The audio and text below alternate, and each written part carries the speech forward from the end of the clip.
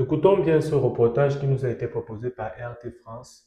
Écoutons-le bien jusqu'à la fin et on reviendra tout juste derrière pour faire notre analyse. Le président de la RDC, Félix Antoine Tshisekedi, s'est déclaré prêt à briguer un troisième mandat si le peuple le veut. Lors d'une conférence de presse tenue mercredi à Kinshasa, le chef de l'État a affirmé qu'une éventuelle révision de la Constitution ne pourrait se faire qu'après consultation populaire par référendum.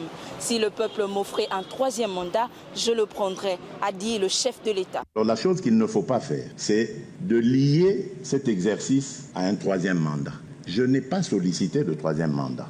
Mais je vous le dis, si le peuple veut que j'ai un troisième mandat, j'accepterai. Mon problème, mon vœu le plus ardent est que cette République recouvre sa stabilité, recouvre sa dignité et que l'on mette la République démocratique du Congo sur de bons rails.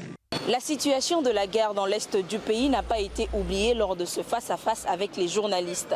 Le président de la République, qui avait promis de déclarer à la moindre escarmouche la guerre au Rwanda en 2023, s'en est excusé auprès du peuple, se disant n'avoir pas été au courant de l'état réel de l'armée congolaise.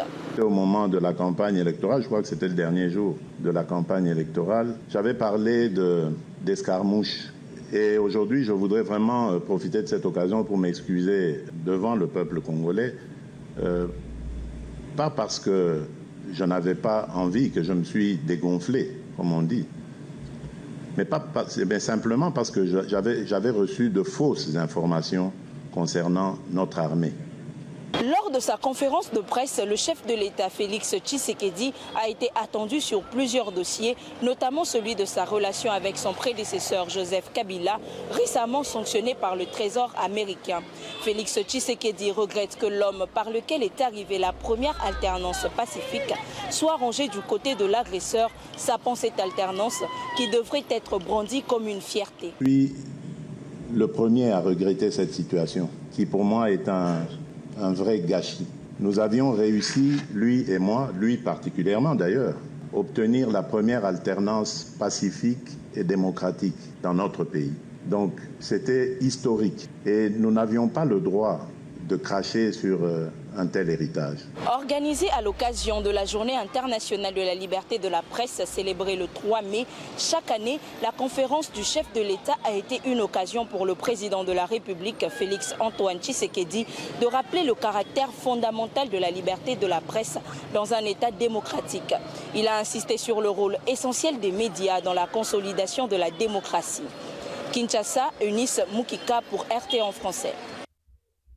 En fait, moi personnellement, quand j'écoute le président Félix Antoine Tshisekedi, le président de la RDC Congo, je je sais pas, mais la vérité est que chaque pays a sa spécificité. Et il a tenu à rappeler qu'il ne connaissait pas l'état de l'armée congolaise quand il prenait le pays. Durant tout son mandat, les statistiques peut-être parleront pour lui. Peut-être il a restructuré l'armée congolaise de telle enceinte que elle puisse répondre aux défis sécuritaires du Congo. Parce qu'il faudrait qu'on prenne en considération que le Congo est un grand pays. Et l'armée congolaise, dans son effectif, est-ce qu'elle peut véritablement couvrir tout le Congo? Et ça, c'est des difficultés que rencontre le Congo. Pourquoi? Parce que le Congo est un grand pays, comme je l'ai dit tout à l'heure. Et s'il faille que le Congo concentre toutes ses forces sur un seul point, comme la guerre qui se passe actuellement dans l'est du pays, je suis sûr que beaucoup d'endroits ne pourront pas être sécurisés.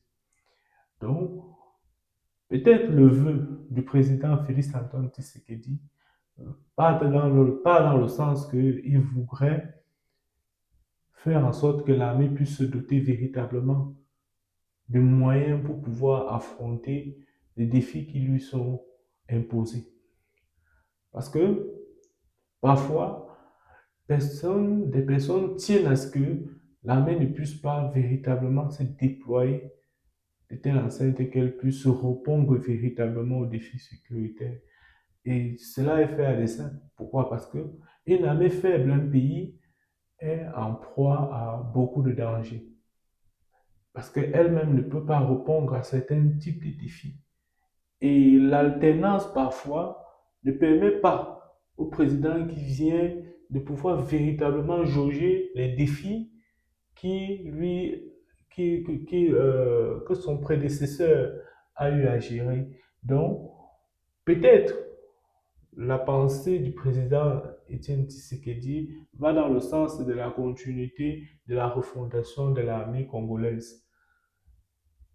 Là, on peut l'accorder ça parce que, sincèrement, la démocratie telle qu'elle nous a été proposée par les Occidentaux veille à ce qu'il y ait une forme d'alternance et cette alternance-là, parfois, il y a un jeu de positionnement. Et dans ce jeu de positionnement, les personnes qui viennent parfois n'ont pas intérêt à ce que le pays soit véritablement doté d'une armée qui peut répondre aux défis sécuritaires. Pourquoi? Parce que après, on viendra sectionner le pays en disant qu'il y a une forme de sécession, des rebelles nés de gauche à droite, et puis après, on se retrouve avec un pays en lambeaux.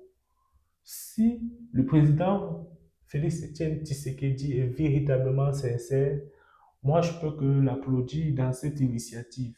Mais si il est dans l'option de la roublardise, du fait qu'il veut être président in vita aeternam pour permettre à sa famille peut-être d'engranger des millions de par son poste de président, là moi je suis contre. Mais je ne peux qu'applaudir l'initiative qui est faite dans le sens